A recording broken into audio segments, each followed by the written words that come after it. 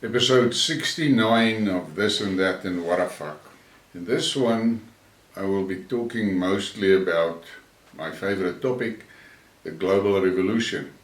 Some of the snippets that I'll be using is not from recent, but it all stacks together to show us how the world is changing while the war in the Ukraine is running its course.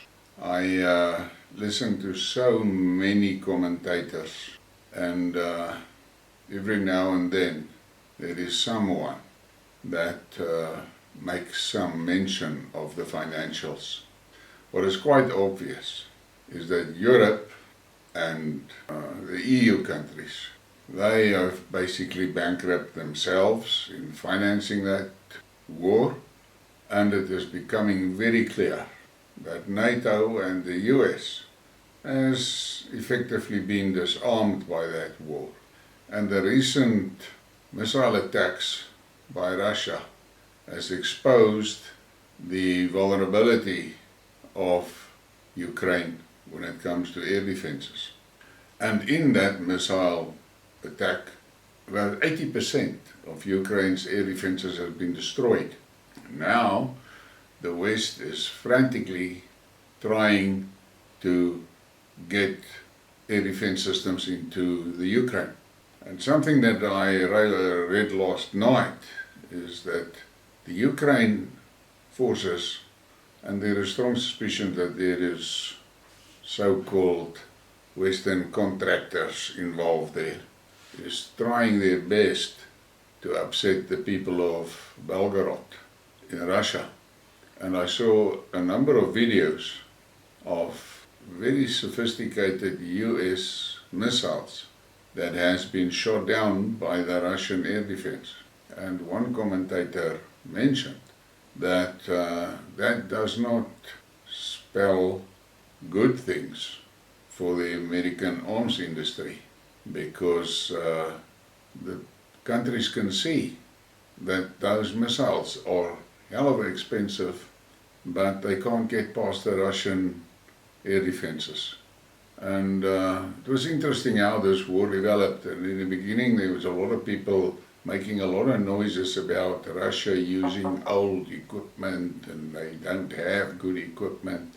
But the Russians were matching the Ukraine army with equipment all the time. And in the past 3 months, the West started pushing more modern weapons in, and the Russians met them. And now it appears to be that these so-called game-changing systems from the West, the Russians match them easily. The HIMARS was called out as the wonder weapon, and look what happened.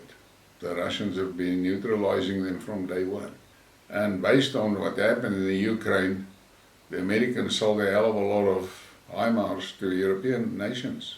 So I think that we are going to see some buyer's remorse. In any case, let's get to the real Skidmark. The first snippet I'm showing you, Putin suggests BRICS looking at a new global reserve currency backed by hard assets. Now, it will be good for us to take note of this.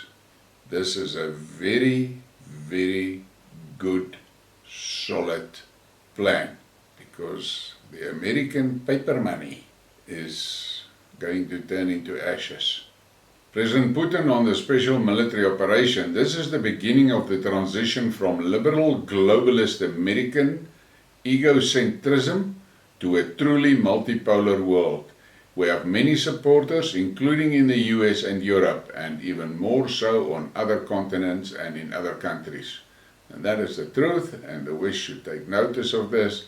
And what is, for me, insightful is to see while the West is floundering between trying to support and supply Ukraine and struggling with their energy problems, Russia is busy building its trading partnerships in the rest of the world. And then there's some words from Margaret Thatcher. Countries trade with each other because that is the way to advance their interests. We do not need to beg people to trade with us as long as we have something that people want, of a quality they expect, and at a price they are prepared to pay. And that is wise words. Sadly, the European leadership allowed the US to draw them into that pit of sanctions against Russia. President Putin, the so-called collective West led by US has been extremely aggressive towards Russia for decades. Our proposals to create a system of equal security in Europe and initiatives for cooperation on missile defense were rejected. Our warnings were ignored. And that is the general story around Russia and the West. The West don't listen when Putin speaks. China rejects G7 call for Russian oil price cap. The G7 should reconsider its stance. China's foreign ministry says China is the largest buyer of oil, with India a close second. But the West doesn't listen. And then Americans, they don't listen. They think they know everything and they have the right to dictate to everybody. Russians treat Africans, Asians and South and Central Americans as people. The West treats them as servants. And that is so true. But it's biting them, it's beginning to bite them. Russia has given a lot of countries the courage to stand up to the West and say no more. Putin, we must end once and for all the hegemony of the US with their eternal desire to interfere in the affairs of sovereign states. Every political party in America and its vassals, every institution across the collective West, every corporate media outlet has gone full fascist. And you be the judge, I think he is right. And then there's this notice. Russia's Gazprom will switch to payments in rubles and yuan for gas supplies to China. Chinese imports of Russian energy have leapt 75% since the start of the conflict in Ukraine. And the West should take note of this. And I wish my own country wants to start selling our coal, at least our coal, for rands. That will do our rand a lot of good. Economic ties being replaced by security ties. RT talks world tension with China expert. Confucius famously noted that the way out is through the door, but for some reason, no one seems to be inclined to use that method anymore. This saying seems very timely today when instead of trying to reduce global tensions following a rupture with Russia, the West is picking another fight, this time with China. And you can read the rest of that, and that is the truth what this guy is saying. But the West don't listen. But I mentioned this morning on Twitter, Russia is teaching the West some manners. And then this from Lavrov. By gradually increasing illegal pressure on Russia, the West is undermining the foundations of the current world order that relies on globalization and open markets, free enterprise, fair competition, and the presumption of innocence. But, once again, the West don't listen when the Russians talk.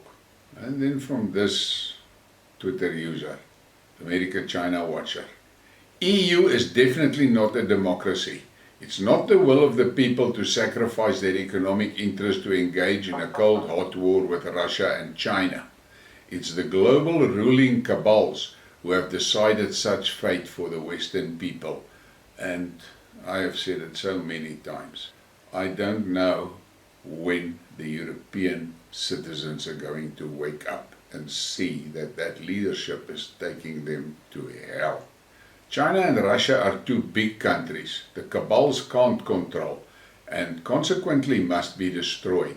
Incidentally, without these two countries, the whole humanity will be injected with mRNA vaccines. And I have to agree with her. We are going owe Putin for breaking the grip that the WEF and the neocons and globalists were getting onto the world. This from Venezuela. It's a deal. Venezuelan President Maduro announces Caracas receipt of a third Iranian-built oil tanker, which the Venezuelan president says is the most technologically advanced worldwide as part of a bilateral deals between his country and Iran. And this is something that I really like, because it seems to me that with what Russia is doing currently in the world, it is giving these countries that has been absolutely smothered by Western sanctions a way out, and they are taking it. Venezuelan President Nicolas Maduro. Europe is doomed to lose this battle with Russia in all its aspects. Geopolitical analysts do not understand Europe's economic suicide in its attempts to kill Russia. But I think it's beginning to dawn on some Europeans. And from the things that I heard in the last 2 days from Stoltenberg and Borrell, and even that van der Crazy, I'm beginning to sense panic. Dollar bugs believe the dollar is irreplaceable because they don't understand the world no longer needs a world reserve currency. And the global south is learning rapidly that ditching the dollar for local currency trading is hugely beneficial. And that is the truth, and I wish South Africa want to wake up. The new multipolar world, and it's happening whether those motherfuckers in Washington like it or not. And this is the Samarkand conference. Look at that. Those are the guys that are focused on building out their countries. New definition of isolation, when 80% of the countries keep communicating with you. And then look at that image. China, India, Russia. Yes.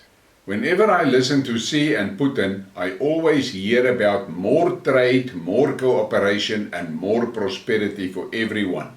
Whenever I listen to Joe Biden, I always hear about more sanctions, more weapons, more wars, more colonialism, and more imperialism in the Middle East, Africa, etc. And that is so on point. Stop the video and read that again. The West are going to suffer. China and Russia should strengthen cooperation within a multilateral framework, such as the SCO, CICA and BRICS, promote mutual trust, safeguard regional security, and protect the common interests of developing countries and emerging markets, Xi told Putin. BRICS population, 3.2 billion. G7 population, 777 million. That is numbers that you must keep in consideration. Just another one, a close-up of that picture. Look at that. The authorities of Sri Lanka are discussing with Russia the possibility of joining the Russian payment system, Mir, Minister of Transport of Sri Lanka. And yes, the West is fearing Mir because it will break the stranglehold of MasterCard and Visa. This is just a little bit of info. The BRICS countries and their leaders. Total GDP of the BRICS countries, 6.6 trillion USD. You can look at that infographic, there's some interesting info. And this one is something that should make the Americans worry. Over the past 10 years, China has got rid of 71% of US Treasury securities, reducing their number from 14% to 4%. China, unlike Russia, does not want to leave 300 billion to the enemy before potential war or a proxy clash. Look at that. Myanmar to favor ruble and yuan, lower dollar reliance. A government spokesperson has said that the country is looking to broaden its use of the Chinese and Russian currencies, as some countries use dollar to bully smaller nations, which is true and is the reality. Europe's self-inflicted economic crisis is so bad that many wonder if it's a controlled demolition A US government RAND Corporation report, Containment of Germany for the United States and the World, details a call to collapse the German economy. And that is something that the Europeans are in denial about. Russia remains a powerful country that still manages to be a US peer competitor in a few key domains. Recognizing that some level of competition with Russia is inevitable, RAND researchers conducted a qualitative assessment of cost-imposing options. And one of their things that they said in that document, as I said, it's a little bit old, these things, but I had to mention it in the document that sets out how America will destroy the German industry. From the previous one, and overextend Russia. Such cost-imposing options could place new burdens on Russia, ideally heavier burdens than would be imposed on the United States for pursuing those options. Guys, those Americans are evil. I'm not talking about the American people, I'm talking about the American leadership. They are evil, and the world better take note, because they don't have any intention of doing things to the benefit of the world. They only do things to the benefit of the US. And then we get to that what a fuck moment, and I think it's applicable in this financial, commercial, marketing environment. Look at that image, and that beautiful girl and a hand grenade. What do they both have in common? Remove the ring and your house is gone. And on that note, please like, subscribe and share, and thank you for your support. I need it and I appreciate it.